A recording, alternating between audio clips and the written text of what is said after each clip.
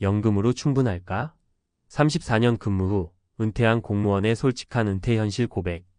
나는 34년 동안 성실히 일했고 은퇴하면 연금으로 여유롭게 살 수 있을 줄 알았지. 이 말 아마 많은 분들이 공감하실 겁니다. 공무원이라는 직업이 갖는 가장 큰 장점 중 하나는 안정된 연금이니까요. 실제로 주변에서도 공무원은 연금만 받아도 걱정 없지 않나? 하는 말을 참 많이 듣습니다.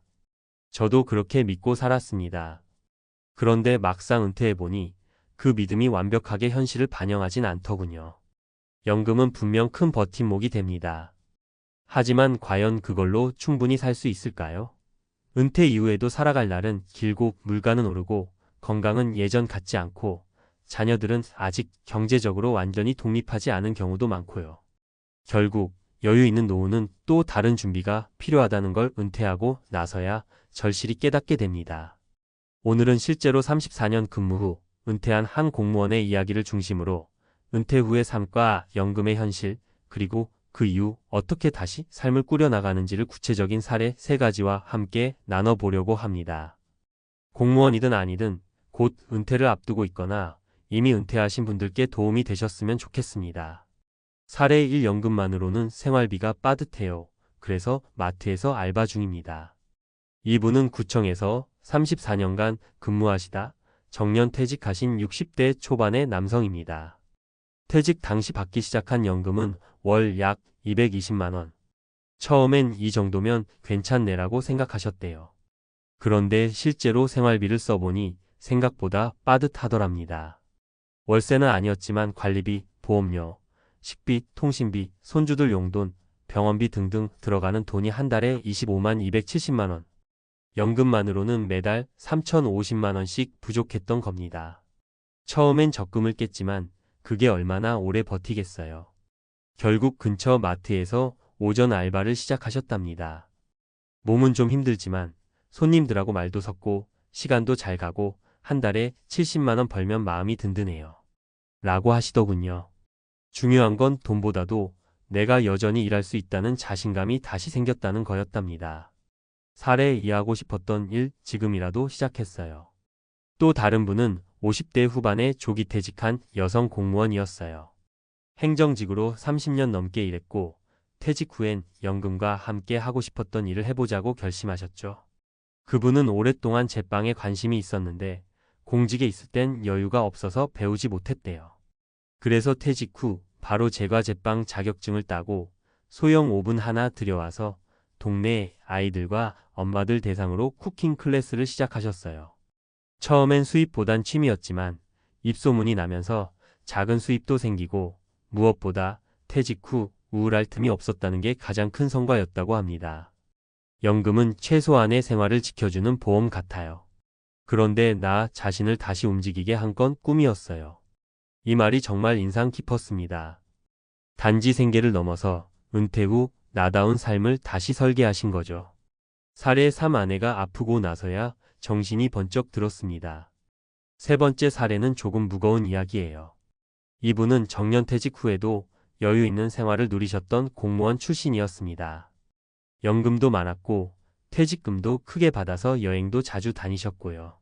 그런데 어느 날 아내분이 쓰러지셨고 간병과 병원비가 생각보다 훨씬 많이 들기 시작했습니다. 장기 요양보험만으로는 감당이 안 됐고 결국 모아뒀던 자금이 빠르게 소진되기 시작했죠. 그땐 정말 무서웠어요. 평생 모은 돈이 눈 깜짝할 사이에 사라질 줄은 몰랐거든요. 결국 이분은 은퇴 후 3년 만에 다시 일자리를 구하게 됐고 현재는 공공기관에서 계약직으로 일하고 계십니다. 이 사례는 단순히 연금의 액수 문제가 아니라 변수에 대한 대비가 얼마나 중요한지를 보여줍니다. 아무리 준비를 잘했더라도 예상치 못한 일이 생기면 흔들리는 건 순식간이더라고요. 은퇴 후 삶을 위한 3가지 조언. 이 3가지 사례에서 우리가 배울 수 있는 건 분명합니다. 연금은 충분하지 않을 수 있다. 그리고 은퇴 후 삶도 철저히 준비해야 한다. 가계부를 다시 짜세요. 은퇴 후 생활비 구조는 현역 시절과 다릅니다. 매달 들어오는 고정 수입과 지출을 다시 정리해보는 것, 이것부터 시작해야 해요.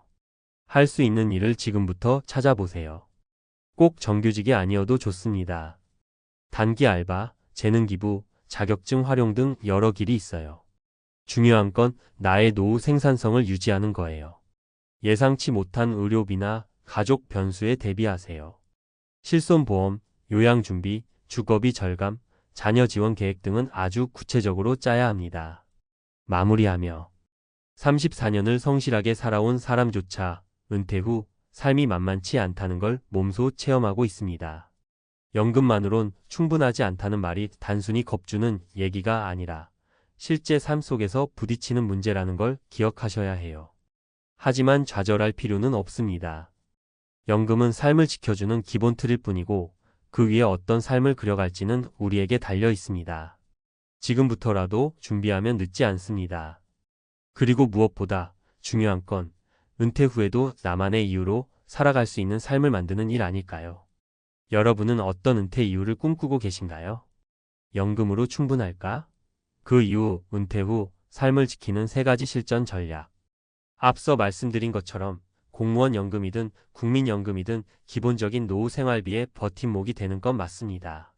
하지만 시대가 변했어요. 물가도, 수명도, 생활 패턴도 10년 전과는 완전히 다르죠.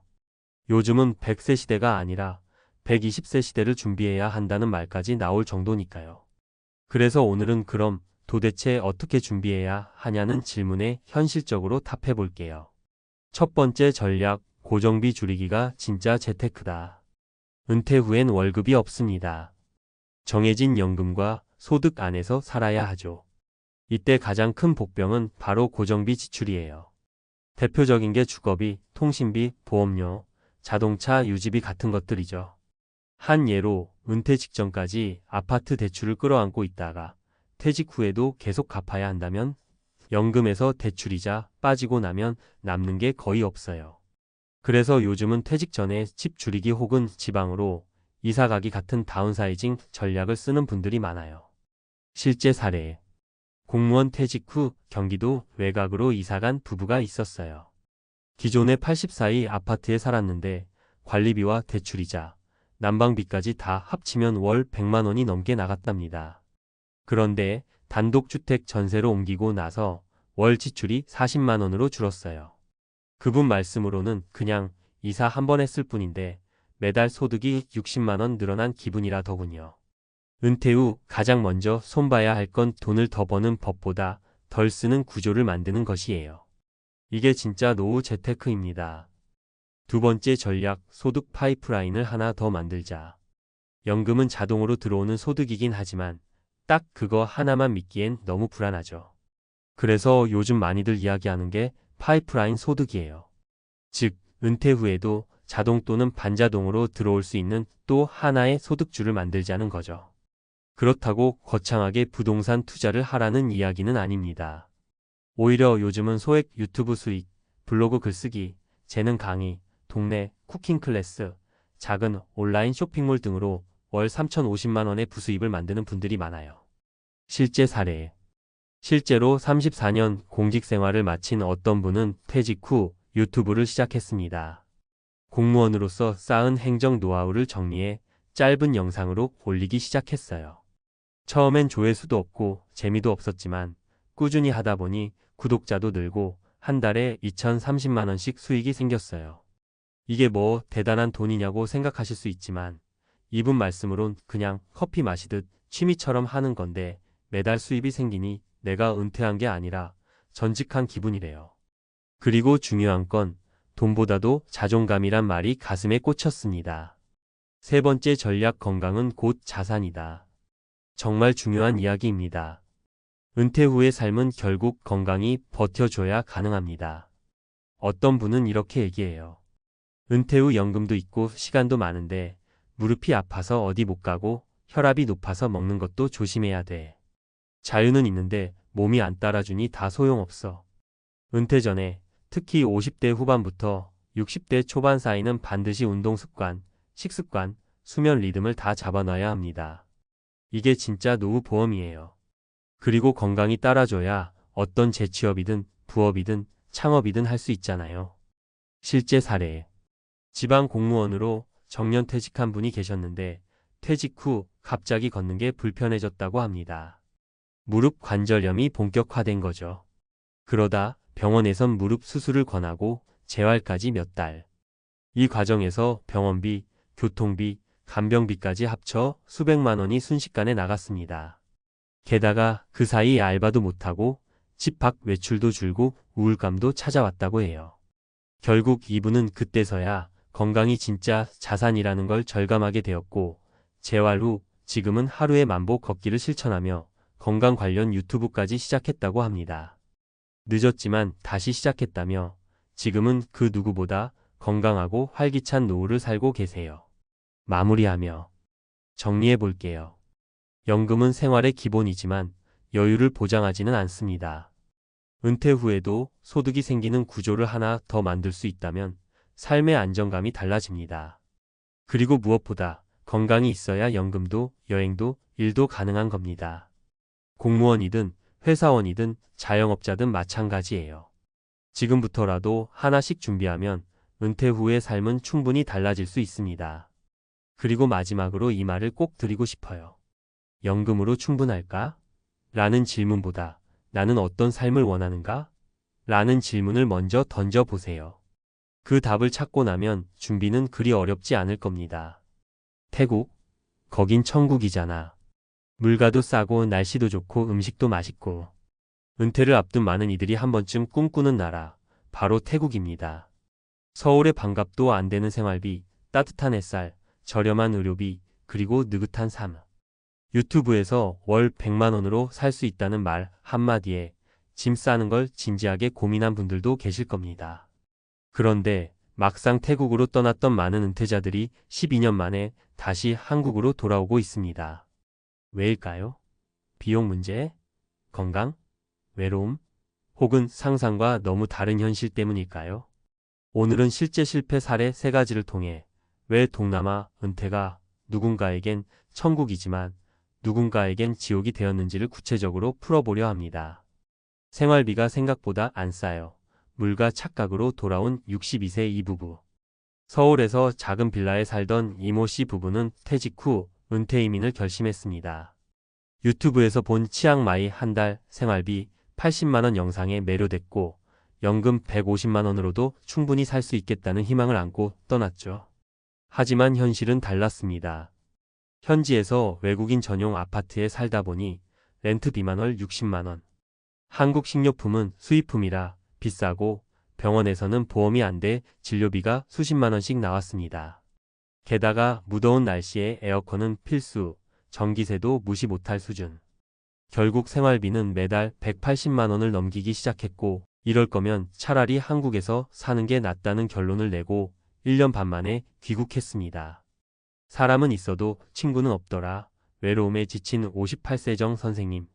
공무원 퇴직 후 홀로 치앙라이로 떠난 정 씨는 오랜 교직 생활에 스트레스를 벗고 조용한 삶을 원했습니다. 자연과 함께하는 전원생활, 커피 한 잔 마시며 책을 읽는 여유 모든 게 이상적이었죠. 하지만 막상 도착하니 혼자라는 사실이 크게 다가왔습니다. 언어 장벽 때문에 현지인과 깊은 관계를 맺기 어려웠고 주변에 있는 한인들조차 대부분 부부나 지인과 함께 온 사람들이라 끼어들기도 애매했습니다. 한국에선 가끔 만나던 지인도 타국에선 연락이 끊기고 누구 하나 밥 먹었냐는 말 한마디가 그리운 날이 들어갔습니다. 조용한 삶이 아니라 고립된 삶이었다는 깨달음에 결국 2년 만에 한국으로 돌아왔습니다. 응급실 한번 갔다가 깨달았어요. 의료의 벽을 실감한 67세 김 여사님. 퇴직금과 연금을 합쳐 총 자산 1억 2천만 원. 김 여사님은 물가 싼 태국에서 살면 20년은 거뜬하겠다는 계산으로 파타야에 정착했습니다. 현지 음식도 입에 맞았고 해변 산책도 좋았죠. 하지만 어느 날 갑작스런 복통으로 병원에 실려갔을 때 문제는 시작됐습니다. 영어도 안 통하고 태국어는 더더욱 불가능. 통역사를 부르자고 하니 추가 비용 발생. 보험이 안 되는 외국인이라 수술비와 입원비로 350만 원이 나왔습니다. 한국 같았으면 건강보험으로 30만 원이면 될 일인데 그 이후 건강에 대한 불안감이 커졌고 결국 본인의 건강 상태에 맞춰 다시 귀국했습니다. 태국 은퇴임인 누구에겐 기회지만 누구에겐 함정입니다. 실패자들의 공통점은 세 가지로 정리됩니다. 생활비에 대한 과도한 낙관. 유튜브에서 본 한 달 100만 원은 철저한 절약 전제하의 최소 금액입니다. 렌트, 외식, 교통, 병원, 커뮤니티 활동 등 포함하면 최소 15만 200만 원 필요합니다. 심리적 고립감. 은퇴 후의 삶에서 사람은 생각보다 중요한 요소입니다. 언어 장벽, 문화 차이, 가족 지인 부재는 외로움을 증폭시킵니다. 의료 인프라 불안정. 외국인 의료 보험이 제대로 적용되지 않으면 긴급 상황에서 큰 비용이 발생합니다. 고령자일수록 의료 접근성이 결정적인 요소가 됩니다. 그렇다면 어떻게 준비해야 할까요? 1년 단기 체험 거주부터 시작하세요. 관광 비자로 36개월 살아보며 현실을 몸으로 겪어보는 게 중요합니다. 생활비 예산은 여유 있게 잡기. 최소 월 200만 원 이상은 확보해야 정신적, 경제적 여유가 생깁니다. 현지 커뮤니티와 연결 준비. 한인회, 온라인 커뮤니티, 교민 카페 등을 통해 관계망을 미리 만들어 두세요. 의료 시스템과 보험 구조 철저히 조사. 응급 상황 대비 병원 위치, 보험 적용 범위, 통역 가능 여부까지 체크하세요. 마무리하며 태국 은퇴는 누구에게는 이상적인 선택일 수 있습니다. 하지만 그만큼 철저한 준비 없이는 무너질 가능성도 높은 선택이기도 합니다. 떠나기 전에는 낭만이 먼저 보이지만 돌아올 때는 현실만 남습니다. 왜 다들 태국으로 갔다가 돌아올까? 이 질문의 답은 단순히 태국이 나빠서가 아니라 준비가 부족했기 때문이라는 점 꼭 기억하시기 바랍니다. 왜 다들 태국으로 갔다가 돌아올까? 동남아 은퇴 이민 실패하는 사람들의 공통된 이유. 2025년 현재 한국 은퇴자들 사이에서 태국, 베트남, 말레이시아 등 동남아 국가로의 은퇴 이민은 여전히 매력적인 선택지로 거론되고 있습니다. 특히 태국은 저렴한 물가, 온화한 기후, 비교적 개방된 비자 제도 등으로 인해 많은 관심을 받고 있죠. 하지만 실제로 장기 체류를 시도한 후 중도 귀국하는 은퇴자들이 적지 않다는 사실은 우리가 반드시 주목해야 할 현실입니다. 이번 콘텐츠에서는 실패자들의 공통된 패턴과 그 원인, 그리고 사전 대비 방안을 전문가적인 관점에서 정리해 보겠습니다. 1. 생활비 착각 한 달 100만 원 신화의 함정. 가장 흔한 오해 중 하나는 태국은 물가가 싸니까 월 100만 원이면 살 수 있다. 라는 과도한 낙관입니다. 실제로는 다음과 같은 지출 항목들이 생깁니다. 항목월 평균 비용 방콕 치앙마이 기준. 주거비 외국인 대상 렌트 4,070만 원. 공공요금 전기, 수도, 인터넷 1,020만 원. 식비 한국식 포함 3,050만 원. 교통, 의료, 생활용품 등 기타 2,030만 원 이상. 결론 한 달 15만 200만 원은 현실적인 생활비 수준입니다. 더 절약하려면 태국식으로 완전히 현지화해야 하며 이는 은퇴자 대부분에게 쉽지 않습니다. 2. 의료 불안정 응급 상황이 치명적이다. 태국은 일부 사설 병원 기준으로는 한국보다 의료 인프라가 뛰어난 경우도 있습니다. 그러나 문제는 외국인 의료비가 보험 미적용 시 매우 높다는 점입니다. 예시. 외국인 대상 응급실 입원비 30만 500만 원 이상. 통역비 별도 청구. 건강보험 미적용. 장기 치료 시 귀국 고려 필요. 실제로 고령자에게 만성질환, 골절, 심장질환 등이 발생했을 경우 한국처럼 빠르고 저렴한 의료 대응은 어렵습니다. 팁 AI어, 시그나 등의 국제 건강보험은 가입 가능하나 연령 질병 이력에 따라 보험료가 급등하거나 가입이 제한됩니다. 3. 정서적 고립감 언어와 문화의 벽. 은퇴 후 삶에서 경제적 안정만큼 중요한 것이 사회적 연결감 소셜 커넥션입니다. 하지만 대부분의 은퇴자들은 현지 언어에 익숙하지 않고 현지인과 깊은 교류가 쉽지 않습니다. 또한 다음과 같은 문제가 생깁니다. 한인 커뮤니티가 작거나 폐쇄적일 수 있음. 현지 문화 이해 부족. 혼자 지내는 경우 심리적 고립 심화. 세계보건기구 WHO는 고령자의 고립감이 인지능력 저하, 우울증, 수명 단축에 영향을 미친다고 경고합니다. 따라서 조용한 삶을 꿈꾸며 떠났다가 고립된 삶으로 귀국하는 경우가 많습니다. 4. 비자 및 체류 제도 생각보다 복잡하다. 태국의 대표적인 장기 체류 비자는 다음과 같습니다. 비자 종류 주요 조건. 리타이어먼트 비저 5 비자 50세 이상. 예치금 약 80만 바트 약 3천만 원 필요. 일리트 비저 일정 금액 지불 시 500만 원 이상. 520년 체류 가능. 관광 비자 단기 체류의 한정 3090일. 주의할 점. 예치금 조건이 매년 검증되며 기준 미달 시 갱신 불가. 체류 기간 중 단순 관광 목적 외 활동 소득 활동 등은 금지. 불법 체류 시 벌금 및 재입국 제한. 실제 실패 사례 요약. 사례 생활비 착오로 귀국한 부부 62세. 초기 예상 월 100만 원. 실제 지출 월 200만 원 이상. 결과 1년 반 만에 귀국 자산 감소. 사례 외로움과 고립으로 귀국한 58세 남성. 단독 이민 언어 장벽 심각. 교류 부족 우울 증상 발생. 지역 내 의료 접근성 부족. 사례 의료비 부담에 귀국한 67세 여성. 복통으로 입원, 총 비용 350만 원. 건강보험 부재 및 통역 문제로 공포 경험. 귀국 후 건강관리 우선 선택. 전문가 제안 성공적인 해외 은퇴를 위한 5단계 체크리스트. 사전 체험 거주 최소 3개월 이상. 관광과 거주 체험은 완전히 다릅니다. 비용 시뮬레이션 실행. 3개월 예산을 미리 작성하고 실제 지출과 비교해 보세요. 의료 접근성 보험 구조 확인. 반드시 보험사에 전화로 실제 보장 내역까지 확인할 것. 현지 커뮤니티와 교류 시도. 귀화자, 한인의 로컬 네트워크 등과 연결 시도. 귀국 플랜 마련. 만약에 대비한 한국 내 주거지, 건강보험 유지 등 백업 플랜 필수. 결론. 태국을 비롯한 동남아 은퇴 이민은 단순히 물가 싸다는 이유만으로 결정할 일이 아닙니다. 철저한 정보 수집과 체험, 의료와 커뮤니티, 법적 조건까지 고려해야 합니다. 성공적인 은퇴 이민은 감성적 동경이 아니라 이성적 판단과 냉정한 준비에서 시작됩니다. 지금 떠나기 전에 반드시 스스로에게 질문해 보세요. 지금 나는 실패했던 그들과 무엇이 다른가? 퇴직 후 10억이 있어도 지옥을 피하지 못한 남자의 이야기. 사실 많은 사람들이 은퇴라고 하면 일단 일을 그만두고 편히 쉬면서 그동안 못해봤던 취미나 여행을 마음껏 누리는 삶을 꿈꾸잖아요. 근데 막상 그 길을 실제로 걸어보면 예상과 전혀 다른 현실에 부딪히는 경우가 너무나도 많아요. 특히 10억이란 금액이 주는 무게감 때문인지 어쩐지 저 돈만 있으면 하고 싶은 걸 다 할 수 있을 것 같고 평생 돈 걱정 없이 지낼 것 같잖아요.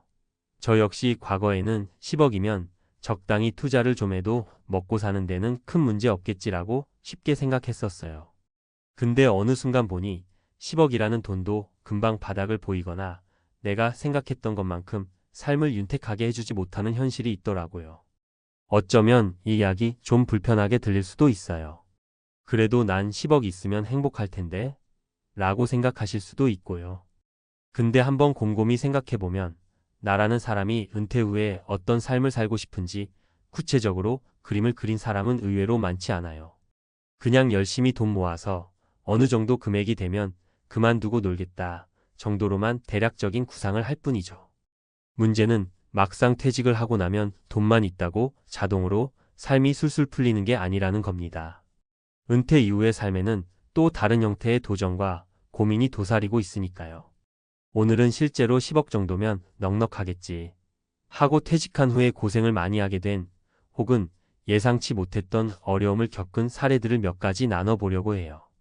이 이야기를 통해서 혹시라도 같은 상황을 꿈꾸거나 미리 대비하고 싶으신 분들께 조금이라도 도움이 되면 좋겠습니다. 어씨의 사례 무계획 퇴직과 번아웃의 악순환. 어씨는 50대 초반에 다니던 대기업을 퇴직했어요.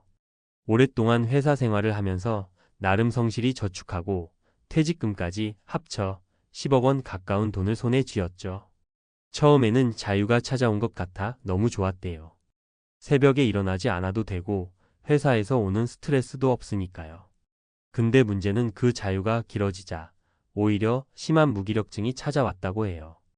회사에서 주어진 업무 목표나 책임 없이 혼자서 하루를 보내려니 뭘 해야 할지 전혀 감이 안 잡히는 겁니다. 여유 자금이 있으니 일단은 큰 걱정 없이 놀고 쉬었는데 몇 달 지나니까 마음 한구석이 휑해지더라는 거예요. 그제야 정신을 차리고 이 돈으로 뭔가 해야겠다고 맘먹고 이것저것 투자 기회를 찾아봤는데 워낙 경기 상황도 안 좋고 또 본인이 가진 10억이 세상 어디에 어떻게 굴러가야 이득이 날지를 구체적으로 학습한 적이 없으니 뾰족한 수가 없었대요. 한 번은 지인의 권유로 무리하게 부동산에 투자했다가 시세가 떨어지면서 손해를 크게 봤죠. 그리고 나서 내가 이럴 줄 알았으면 그냥 회사에 좀 더 다니면서 안정적인 수입이 있는 상태에서 차근차근 준비할 거라고 크게 후회했어요. 어씨가 말하길 은퇴 계획을 짜기 전에 일단 퇴사부터 하고 볼까라는 마음이 가장 위험하다고 하더라고요. 퇴직금이나 모아둔 돈만 믿고 나왔는데 뭔가를 하고 싶어도 뭔가 마음이 녹초가 되어버린 상태라 뜻대로 되지 않고 그 무기력함에서 오는 우울감이 생각보다 컸다는 거죠.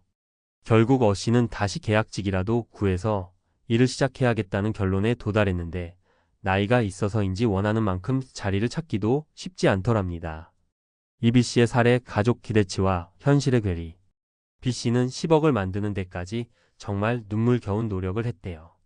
본인 월급에 부부가 맞벌이로 번 돈까지 합쳐 오랫동안 허리띠를 졸라매고 내 집 마련은 포기하고 임대 아파트를 거쳐가면서까지 힘들게 모았죠. 애들은 크고 부모님 병원비도 조금씩 들어가니 돈 쓸 구멍은 많았지만 어쨌든 목표했던 금액을 드디어 달성했을 때 정말 기뻤다고 합니다. 그런데 B씨는 조금 다른 문제에 직면했어요. 가족들이 이제 10억 모았으면 아빠 혹은 엄마도 좀 쉬면서 우리랑 시간을 많이 보내면 좋겠다고 말해서 서둘러 퇴직을 결정했죠. 그런데 막상 퇴사하고 보니 가족들의 바람이 단지 함께 보내는 시간만을 원하는 게 아니더랍니다. 우리 여행도 가고 그동안 못 누렸던 것도 좀 하고 싶다. 이런 식으로 은근히 지출이 커져버리는 거예요. 문제는 B씨 입장에서는 10억이라는 자산을 한 번에 탕진하면 안 되니까 이걸 어떻게 안정적으로 운용하고 지속적인 수입원을 만들지를 고민해야 했는데 가족들은 그냥 이제 돈도 모았고 퇴사까지 했으니 마음껏 써도 되겠지? 라고 가볍게 여기는 분위기가 있더라는 겁니다. 결국 B씨는 고민 끝에 아이들 교육비와 가족이 원하는 여행 경비 등을 대느라 목돈을 여기저기서 조금씩 인출하기 시작했고 어느새 10억의 상당 부분이 줄어들었어요. 게다가 적절한 투자처를 찾지 못해 고금리 시대에 제대로 대응을 못하다 보니 현금 흐름도 별로 좋지 않았죠. 그제야 뒤늦게 내가 마음의 준비도 안 됐고 가족과 충분히 대화를 나누지 않은 채 퇴사부터 했구나 하며 후회를 했대요. 결국 B씨는 남은 자금을 어떻게든 지키기 위해 재취업이나 프리랜서 일을 찾고 있는데 이전 직장을 그만둔 나이와 경력 때문에 예전 같은 자리로 돌아가긴 쉽지 않다고 해요. 가족들과 갈등도 생겨서 왜 퇴직했는데 우리에겐 이렇게 아낄 것을 요구하느냐? 이런 핀잔을 듣기도 하고요. 삼C씨의 사례 예상치 못한 건강 문제와 지출 폭탄. C씨는 비교적 젊은 나이에 40대 후반에 스타트업을 잘 운영해서 목돈 10억을 마련했고 퇴사를 결심했어요. 이제 좀 쉬면서 내가 하고 싶은 공부나 취미도 즐기고 가족과 여행도 다니면서 살겠다는 다짐으로 은퇴를 선택했죠. 초반에는 꽤 여유로웠어요.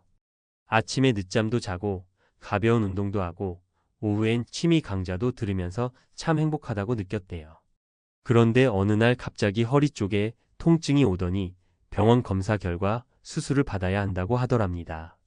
수술비와 입원비는 보험으로 어느 정도 커버가 됐지만 재활치료와 이후의 관리 비용이 만만치 않게 들어갔어요. 더구나 몸이 아파지니까 예전처럼 활발히 움직일 수도 없어서 자연스럽게 치료비 외에도 여기저기 돈을 쓰게 된 거죠. 간병비, 건강식, 보조기구 등등. 그러다 보니 10억이라는 재산이 예상보다 훨씬 빠른 속도로 줄어들기 시작했어요. 게다가 퇴직 후에는 건강보험료도 지역 가입자로 전환되어 더 부담이 되기도 했고 회사 다닐 때는 몰랐던 잡다한 지출들이 눈덩이처럼 불어나더라는 겁니다. 결국 C씨는 퇴사하고 마음껏 쉬는 것도 중요하지만 내가 만약 갑자기 아프면 어떡하지? 같은 최악의 시나리오도 분명히 고려했어야 했는데 너무 안일하게 생각했다고 고백했어요. 건강 문제는 누구에게나 갑작스럽게 찾아올 수 있고 그때마다 지출이 폭발적으로 늘어날 수 있다는 걸 미처 생각을 못했던 거죠. 이 사례들에서 배울 점. 지금까지 세 가지 사례를 말씀드렸지만 공통적으로 보이는 문제는 결국 은퇴 전 구체적인 설계 부족이었던 것 같아요. 10억이라는 숫자만 보면 얼핏 굉장히 큰 돈처럼 느껴져요. 이 정도면 몇십 년은 걱정 없을 것 같아 싶죠. 근데 은퇴 후에는 정기적으로 월급이 들어오는 게 아니고 각종 보험료나 세금, 예기치 못한 지출 등 월급쟁이 시절에는 잘 의식하지 못했던 비용이 쏟아질 수 있어요. 그리고 투자나 재취업을 통해 추가 수익을 만들 생각을 해도 실제로 해보면 쉽지 않은 게 현실입니다. 무엇보다 정신적, 사회적 건강에 대한 대비도 중요해요. 갑작스럽게 회사라는 울타리에서 벗어났을 때 우선은 해방감을 느끼겠지만 점차 내 존재, 가치에 대해 혼란을 겪거나 사회적 연결이 사라지면서 외로움에 빠질 수 있어요. 그렇다 보니 무기력증과 우울감이 몰려오면 그때부터는 재정적 계획도 흔들리게 마련이죠. 결국 은퇴 전에는 나에게 꼭 필요한 만큼의 자산이 얼마나 되는지, 그리고 어떤 형태로 운용할 건지, 가족과는 어떤 목표를 공유할 건지, 혹시라도 건강에 문제가 생겼을 때 어떻게 대비할 건지를 구체적으로 고민해 봐야 한다는 겁니다. 단순히 정년 전에 10억 모았으면 오케이 식으로 가볍게 접근했다가는 막상 퇴사하고 나서 훨씬 힘든 상황을 마주할 수밖에 없어요.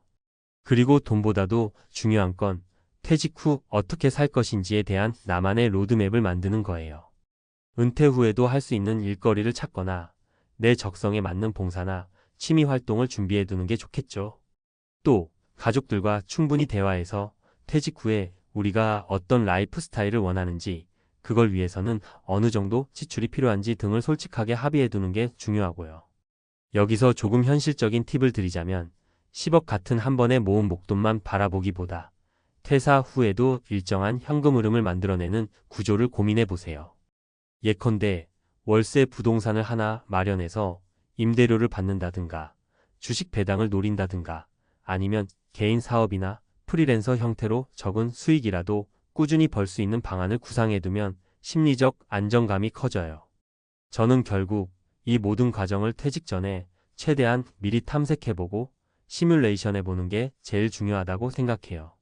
어씨, B씨, C씨 모두 그 부분에서 충분한 시간을 들이지 못했거나 퇴사 후에야 부랴부랴 문제를 해결하려다 어려움을 겪었던 거죠. 그러니 혹시 지금 퇴직을 고민하고 계시다면 절대로 서두르지 마시고 아직 회사에 소속된 상태에서 다양한 가능성을 탐색해 보시길 권하고 싶습니다. 10억으로도 지옥을 맛본 사람들이 있다는 말, 거꾸로 보면 어떤 상황에서든 준비가 덜 된 은퇴는 누구에게나 지옥이 될 수 있다는 경고일 거예요. 직장을 다니면서 쌓이는 스트레스와 힘듦, 물론 큽니다. 근데 그걸 해결하기 위해서 차라리 은퇴가 답이라는 단편적 결론만 내리고 당장 실행해버리면 뒤늦게 맞닥뜨리는 여러 문제들이 더 큰 스트레스로 다가올 수도 있어요. 결국 은퇴 준비는 한순간의 결정이 아니라 오랜 시간에 걸쳐 나 자신과 재정, 그리고 가족들과의 관계를 함께 설계해가는 과정이어야 합니다. 돈이 많든 적든 그걸 어떻게 운영하고 삶의 목적을 어디에 둘 것이며 건강이 나빠질 때나 예상치 못한 지출이 생길 때 어떤 플랜 B가 있는지가 정말 중요하죠. 그러니 퇴직 후 10억이 있어도 지옥을 피하지 못한 남자의 이야기를 그냥 누군가의 실패담으로 여기지 말고 내 미래의 모습이 될 수도 있다고 생각하시면 좋겠어요. 그럼 자연스레 나는 은퇴 후에 어떤 라이프 스타일을 꿈꾸고 있으며 그걸 위해선 어떤 준비가 필요한가? 를 진지하게 고민하게 될 테니까요. 그 고민의 시간이 길어질수록 실제로 은퇴했을 때 더 단단하고 자유로운 삶을 누리게 될 확률이 높다고 믿습니다. 부디 글이 조금이라도 여러분이 은퇴를 준비하는 과정에서 도움이 되었으면 좋겠습니다. 우리 모두 행복한 은퇴, 그리고 여유 있는 인생 2막을 맞이하기 위해서는 단순히 돈이라는 숫자 이상의 것들을 생각해야 한다는 점을 꼭 기억했으면 해요. 30년 기다린 정년퇴직, 왜 은퇴 후가 더 힘들까? 30년 넘게 회사에 묶여 살다 보면 누구나 한 번쯤 이런 상상을 합니다. 은퇴하면 드디어 자유다. 매일 아침 알람 없이 일어나고 내가 하고 싶은 것만 하면서 살 거야. 정년퇴직이라는 단어만 들어도 마음 한켠엔 해방감이 찾아오죠. 그런데 현실은 어떨까요? 막상 회사를 떠난 순간 그동안 꿈꾸던 자유는 곧 막막함으로 바뀌곤 합니다. 돈, 건강, 인간관계의 세 가지가 은퇴 후 삶을 무너뜨리는 가장 큰 이유라는 걸 많은 퇴직자들이 뒤늦게 깨닫습니다. 30년을 버틴 직장 생활보다 오히려 그 이유가 더 힘들다고 고백하는 사람들이 많습니다. 1. 사례 하나 연금만 믿었다가 생활비에 쫓기는 62세 김 과장. 서울에서 33년간 공기업에 다닌 김 과장님 62세. 정년퇴직을 하면서 이제 평생 놀면서 살아도 된다는 안도감을 느꼈습니다. 퇴직금과 연금이 있으니 크게 걱정 없을 줄 알았던 거죠. 하지만 막상 연금을 받아보니 예상과 달랐습니다. 월 230만 원. 서울에서 집은 있지만 관리비와 생활비, 손주들 용돈, 아내와의 외식비까지 합치니 한 달에 최소 350만 원은 필요했습니다. 퇴직금은 은행에 묶어두었지만 이자 수익은 생각보다 적었고 결국 적자가 나기 시작했습니다. 평생 직장 다니면 최소한 연금으로 여유롭게 살 줄 알았는데 생활비만 맞춰도 빠듯하네요. 김 과장님은 결국 은퇴 1년 만에 경비 일을 시작했습니다. 낮에는 경비실에서 근무하고 밤에는 허리 통증을 달래며 쉬는 생활. 본인이 상상하던 은퇴와는 전혀 다른 현실을 맞닥뜨린 겁니다. 2. 사례 둘 여행만 다니려 했던 65세 박 부부의 후회. 박 부부는 부부가 함께 35년을 직장 생활하며 꽤 튼튼한 노후 자금을 마련했다고 생각했습니다. 은퇴 후엔 해외여행을 다니며 여생을 즐기자고 계획했죠. 퇴직 후 2년 동안은 매년 두세 번씩 해외로 나갔습니다. 하지만 문제는 지출이었습니다. 한 번 여행을 나가면 최소 400만 원 이상, 길게 다녀오면 60만 700만 원은 훌쩍 넘겼습니다. 은퇴 전엔 우린 돈이 충분해라고 생각했지만 막상 써보니 돈은 눈 녹듯 줄어들었죠. 더 큰 문제는 건강이었습니다. 장거리 비행과 낯선 환경에서의 생활이 반복되자 남편은 허리 디스크가 심해졌고 아내는 혈압이 갑자기 오르면서 여행 중 응급실까지 갔습니다. 건강할 때 즐기자라는 말이 왜 그렇게 뼈아프게 다가오는지 그제야 깨달았습니다. 결국 지금은 여행을 멈추고 병원과 약국을 오가는 생활이 일상이 됐습니다. 3. 사례 셋 관계가 끊겨버린 60세 이 부장. 이 부장님은 대기업에서 30년간 일하며 회사 사람들과의 네트워크에만 의지했습니다. 술자리가 많았고 늘 동료들과 어울렸죠. 그런데 정년퇴직을 하고 나니 연락이 끊겼습니다. 처음 몇 달은 모임에 불려 다녔지만 시간이 지나니 후배들도 동기들도 바쁘다는 핑계로 멀어졌습니다. 집에만 있으니 아내와 마찰이 잦아졌고 자녀들은 각자 가정을 꾸리며 멀리 떨어져 살았습니다. 퇴직하면 친구들이랑 매일 술 마시면서 살 줄 알았는데 이제는 같이 밥 먹을 사람이 없다는 게 그의 고백입니다. 결국 그는 심한 우울감을 겪다가 지역 노인복지관에서 취미활동을 시작하며 조금씩 관계를 회복해가고 있습니다. 왜 은퇴 후가 더 힘들까? 전문가 인사이트. 세 가지 사례를 보면 은퇴 후가 힘든 이유는 단순합니다. 수입보다 빠른 지출 퇴직금과 연금이 평생 버틸 만큼 크지 않은데 소비 패턴은 직장 다닐 때 그대로입니다. 건강이 급격한 변화 직장 생활 때는 긴장감과 활동량으로 버티지만 은퇴 후 갑자기 늘어난 여유가 건강을 무너뜨립니다. 사회적 고립 인간관계가 직장에만 묶여있던 사람들은 퇴직 후 외로움과 고립을 크게 겪습니다. 전문가들은 말합니다. 퇴직은 끝이 아니라 인생 2막의 시작입니다. 하지만 준비 없는 은퇴는 자유가 아니라 또 다른 속박이 될 수 있습니다. 은퇴 후 잘 살기 위한 현실적인 조언. 그렇다면 어떻게 해야 은퇴 후 삶을 조금이라도 덜 힘들게 만들 수 있을까요? 재정 관리. 은퇴 전부터 월 얼마로 살아갈 수 있을지를 정확히 시뮬레이션해야 합니다. 월 200만 원으로 살 수 있는지, 최소 300만 원이 필요한지 현실적으로 계산해야 합니다. 쓸 만큼 쓰다 보면 버티겠지라는 생각은 가장 위험합니다. 건강관리. 은퇴 후의 가장 큰 자산은 건강입니다. 의사들도 퇴직 후 5년이 건강 수명을 결정한다고 말합니다. 무리한 여행이나 술자리를 줄이고 규칙적인 운동을 일상화해야 합니다. 관계관리 직장 동료가 아닌 퇴직 후에도 함께 할 수 있는 사람을 만드는 게 중요합니다.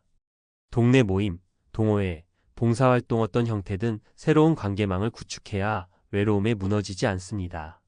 마무리 은퇴 후 진짜 인생을 준비해야 한다. 정년퇴직은 끝이 아니라 새로운 출발점입니다. 하지만 그 출발이 아름답기 위해서는 미리 준비해야 합니다. 돈만으로는 해결되지 않고 건강만으로도 충분하지 않으며 인간관계 하나만으로도 버틸 수 없습니다. 결국 세 가지가 균형을 이룰 때 은퇴 후 삶이 무너지지 않습니다. 30년을 기다려온 정년퇴직. 그 순간은 누구에게나 감격스러운 날입니다. 하지만 그 이후가 더 힘들지 않으려면 우리는 지금부터 스스로에게 물어봐야 합니다. 나는 은퇴 후 어떤 삶을 살 준비가 되어 있는가? 은퇴 후 가장 먼저 무너지는 부분. 사람들이 은퇴 후 가장 크게 착각하는 게 연금과 퇴직금만 있으면 살 수 있다는 생각입니다. 실제로 은퇴 생활비를 조사해보면 2024년 한국보건사회연구원 자료에 따르면 부부 기준 최소 생활비는 월 260만원, 적정 생활비는 월 360만원 수준입니다. 문제는 이게 어디까지나 평균치라는 겁니다. 서울에 사는 부부라면 관리비, 의료비, 교통비까지 고려하면 월 400만원 이상이 필요하다는 분들도 많습니다. 예를 들어 국민연금으로 월 120만원, 퇴직연금으로 월 100만원을 받는다고 가정해 봅시다. 합쳐서 220만원이죠. 그런데 실제 생활비는 350만원. 한 달에 130만원 적자가 발생하는 겁니다. 이 차이를 메꾸려면 결국 퇴직금을 까먹거나 다시 일을 시작해야 합니다. 실천 팁. 은퇴 5년 전부터는 은퇴 후 생활비 가계부를 미리 작성해 보세요. 직장 다니던 때처럼 쓰지 말고 퇴직 후 패턴에 맞춰 줄일 수 있는 지출, 어쩔 수 없는 지출을 구분해야 합니다. 퇴직금을 일시금으로 전부 쓰지 말고 연금형으로 수령하는 방식을 고려하세요. 심리적으로도 매달 들어오는 돈이 있으면 불안감이 줄어듭니다. 목돈 투자로 무리하게 부동산, 가게 창업을 하는 건 은퇴자들의 가장 큰 실수 중 하나입니다. 통계적으로 은퇴 창업의 70% 이상이 3년 안에 실패합니다. 차라리 안정적인 금융상품에 분산 투자하는 게 훨씬 낫습니다. 2. 건강 돈보다 빨리 무너지는 인생의 자산. 은퇴자들이 가장 크게 후회하는 순간 중 하나가 돈보다 건강이 먼저였다는 걸 뒤늦게 깨달을 때입니다. 직장 다닐 때는 건강검진도 받고 긴장감 속에서 어느 정도 몸을 관리했는데 막상 퇴직하고 나면 갑자기 규칙이 무너져 버립니다. 특히 60세 이후엔 의료비가 급격히 늘어납니다. 건강보험심사평가원 자료에 따르면 65세 이상은 1인당 연평균 의료비가 600만 원을 넘습니다. 젊을 땐 약값 몇만 원이었는데 노년에는 매달 4,050만 원이 의료비로 나간다는 게 흔한 현실입니다. 실천 팁. 은퇴 직후 5년이 정말 중요합니다. 이 시기에 규칙적인 운동 습관을 들여야 합니다. 매일 30분 이상 걷기, 가벼운 근력 운동은 필수입니다. 건강할 때 세계 여행을 꿈꾸는 분들 많지만 무리하게 장거리 여행은 피하세요. 10시간 이상 비행기는 혈전, 허리관절 질환 위험을 크게 높입니다. 차라리 짧은 국내 여행이나 34시간 거리 해외여행부터 시작하는 게 현명합니다. 정기적인 건강검진은 최소 1년에 한 번, 60대 이후엔 6개월에 한 번씩 주요 항목을 확인하는 게 좋습니다.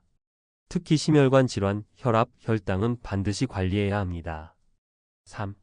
관계 돈과 건강이 있어도 무너지는 부분. 사람은 결국 관계 속에서 살아갑니다. 은퇴자 우울증의 가장 큰 원인은 경제적 문제보다도 사회적 고립입니다. 직장 동료들과 매일 얼굴 보던 시간이 사라지면 하루 종일 말을 한마디도 안 하고 지나가는 경우가 많아집니다. 서울대 노화고령사회연구소 조사에 따르면 60대 이상 은퇴자 중 절반 이상이 사회적 고립감을 경험한다고 합니다. 혼밥, 혼술, 혼자 병원 다니는 생활이 반복되면 우울감이 깊어지고 이는 곧 건강 악화로도 이어집니다. 실천 팁. 퇴직 전부터 직장 밖 친구를 만들어 두는 게 좋습니다. 취미 모임, 동호회, 봉사활동 등에서 새로운 관계를 쌓아야 합니다. 배우자와의 관계도 중요합니다. 은퇴 후 부부가 하루 종일 붙어 있으면 사소한 일에도 갈등이 생깁니다. 서로에게 개인 공간과 시간을 허락하는 것이 갈등 예방의 핵심입니다. 지역 사회 프로그램을 적극적으로 활용하세요. 복지관, 문화센터, 도서관 등에서 은퇴자를 위한 프로그램을 운영합니다. 이런 활동에 참여하는 분들이 훨씬 건강하고 오래 산다는 연구 결과도 있습니다. 4. 은퇴 후 삶을 준비하는 현실적 접근. 많은 분들이 은퇴 후 어떻게 살아야 할까? 라는 막연한 질문을 던집니다. 그런데 전문가들은 한 목소리로 이렇게 말합니다. 은퇴 후를 준비하는 게 아니라 은퇴 전부터 인생 2막을 설계해야 한다. 예를 들어 은퇴 후 소득을 조금이라도 만들 수 있는 일을 미리 경험해 보는 게 좋습니다. 프리랜서 활동, 자격증 활용, 온라인 강의, 파트타임 등은 경제적 보탬이기도 하지만 무엇보다도 사회적 연결과 삶의 리듬을 유지해 줍니다. 또한 은퇴 후 100세 시대를 고려하면 퇴직 후에도 최소 30년은 더 살아야 합니다. 단순히 돈을 모으는 게 아니라 이 긴 시간을 어떻게 보낼지를 고민해야 합니다. 돈, 건강, 관계 세 가지 중 하나라도 무너지면 결국 은퇴 후 삶은 힘들어집니다. 마무리. 30년을 기다려온 정년퇴직이 축복이 될지 고통이 될지는 결국 준비 여부에 달려 있습니다. 연금과 퇴직금만 믿고 안심하기보다 구체적으로 매달 얼마가 들어오고 얼마가 나가는지 계산해야 합니다. 건강은 은퇴와 동시에 새로운 습관을 만들어야만 지켜낼 수 있습니다. 그리고 무엇보다 사람과의 연결은 미리 준비하지 않으면 한순간에 끊어집니다. 결국 은퇴 준비란 거창한 게 아닙니다. 돈은 조금 덜 쓰고 몸은 조금 더 움직이고 사람과는 조금 더 자주 어울리는 것. 이 단순한 세 가지 원칙이 은퇴 후 삶을 지옥에서 천국으로 바꿀 수 있습니다.